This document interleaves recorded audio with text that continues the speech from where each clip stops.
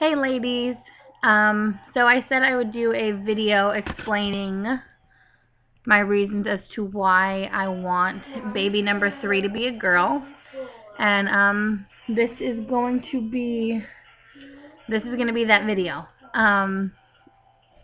My major reason for why I want another girl instead of another boy is because after I had my son, we got him circumcised. I really don't need to hear any negative feedback about circumcision because I know, okay? I am embarrassed to admit that I did not do research before I had him about circumcision. Every guy in my family that, that openly says if they are or not is circumcised. My husband is, the boys in his family are, so that's just what we did. However, the hospital would not do the circumcision in there. They had us schedule a doctor's appointment when he was 2 weeks old and have it done in the doctor's office. When we went in, I went in with the mindset thinking that they would take him to the room, do the circumcision, and bring him back to me. That is not what happened. They put us in the doctor's room like they would for any normal checkup, and we sat in there, we waited, and the doctor came in with this board, and they laid the baby down, they strapped Mason's legs in, and they started the procedure. The doctor then handed me a cup with sugar water, told me to hold him, his top of his body, his chest and his arms and his head, and to give him sugar water every time he cried. And I tried the best I could. But what I saw happen to my son has traumatized me. He obviously doesn't remember, but I do. I don't care what anybody says. My son felt what was happening to him. They say they numb it. Whatever. I don't care what they say. I know by the look on his face that he felt what they were doing. And you need some help, baby? Here. Mama, put it in there. You gotta bend the legs first and then put it in, babe. There you go. Anyways,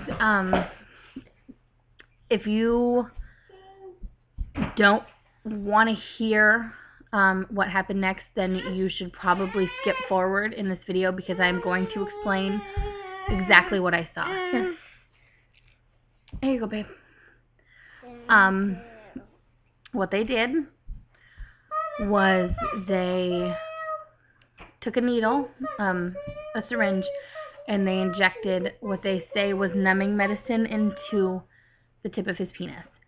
They then took this scissor-like tool and put it in, I'm sorry, I don't know the technical terms, I'm not a doctor, but they put it in his pee hole. And they then stretched it open. And then they took another tool to hold it open. And they proceeded to take scissors and shove it in the hole to push his penis back. And then they used the scissors to scrape the sides of his skin.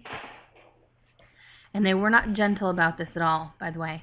And you would think that they would use something other than scissors to push everything back, but they didn't. Then they clamped the excess skin and cut it off. And then they stitched it. Get out of here, baby. No. The tip of his penis is still purple to this day, almost 2 years later. It's not fully healed. And I honestly do not think the benefits were worth it. I would much rather spend a little more time cleaning the area than to have another child of mine go through that. But on the other hand, I don't want to have my husband and my firstborn son to look one way and then have our youngest son, if we have a boy, look different, which is why I am hoping for a girl, because I don't want to have to deal with the stress of deciding, is it okay if he looks different, or should we go through with another circumcision? Because even though Mason is over it and it's done and he's fine, I'm not, if that makes any sense. And I know that what happened to him is not about me,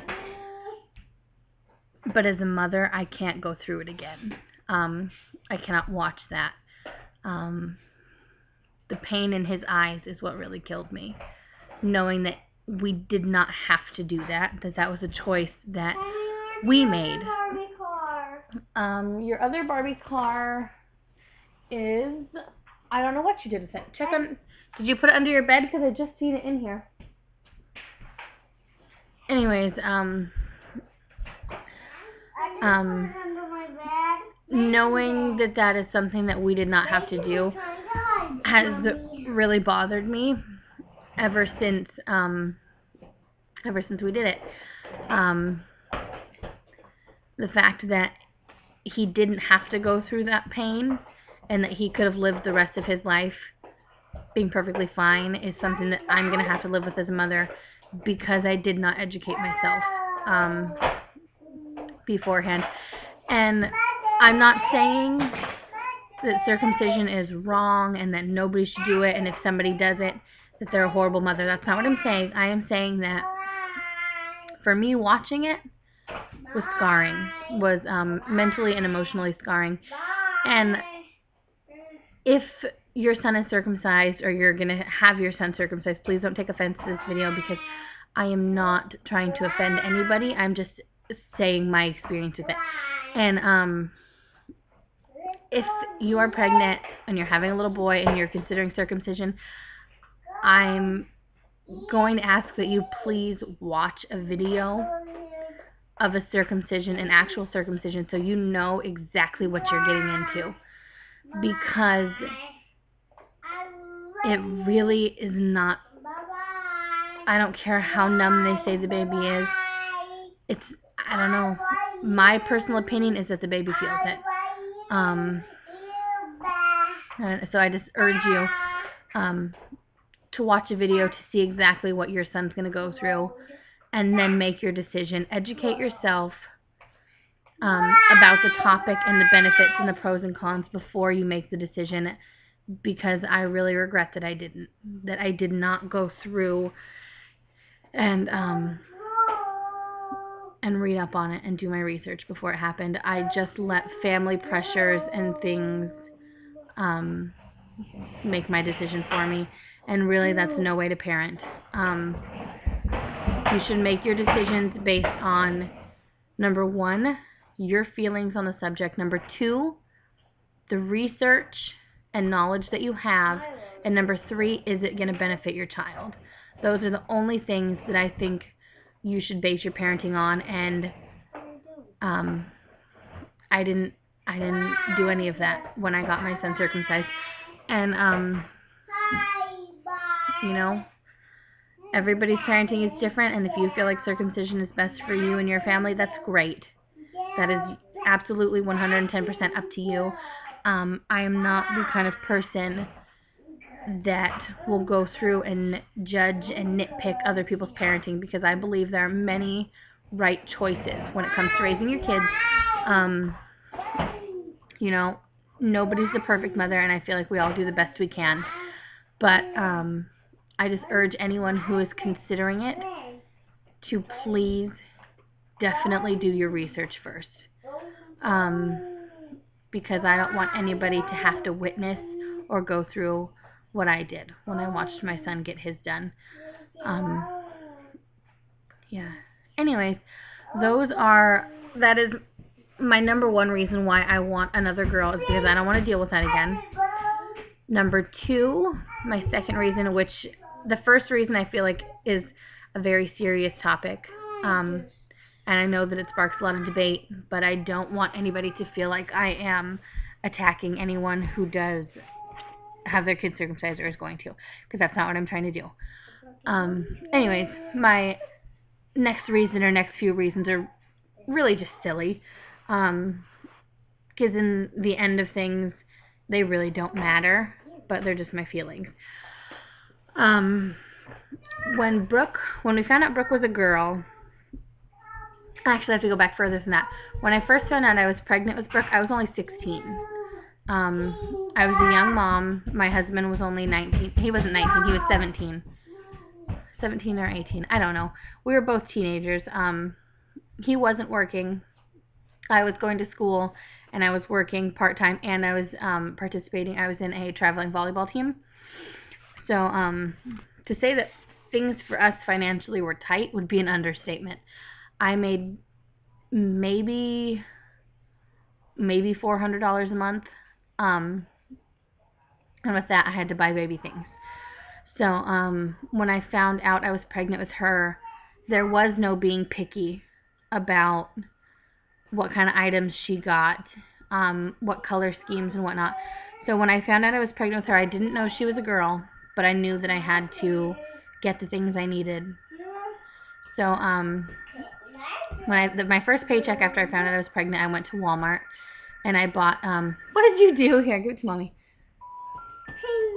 Honey, you don't play with the phone. Anyways, I went to Walmart and I bought the travel system, and I'm sure, yeah, you can play with this pink phone. Anyways, and I bought a travel system, and it was blue and brown plaid. It was cute, but it wasn't girly. And then my next paycheck, I bought the matching travel system and things like that. Or not the matching travel, the matching playpen with the infant bassinet and the changing station and all that. And I feel like, even though she doesn't remember, I feel like she should have had things a little more girly. And I know that it's stupid and it's not a big deal, but I definitely feel like I want a second chance to buy the girly travel system and to buy, just to do a really girly nursery. Ooh, I like your phone. Who are you calling? Anyways, so I want a second chance at that. You called, yeah. Even though Brooke's bedroom now is girly, other than the hideous wood paneling that you can see, I feel like her bed set and her nursery, or not nursery, her bedroom, sorry, her bedroom decorations and things like that, it's all girl. It's all 100% girl. It's animal print, zebra everywhere, and light pink, and it's all princess. And I know that now she's like the girliest little girl I've ever met. She's really into dressing up, and all of her stuff is girly, but I feel like I want a second chance to do the pink nursery and to do the really girly crib bedding and all that again. You know, it's just, I know it's stupid, but I want my second chance to do it girly. And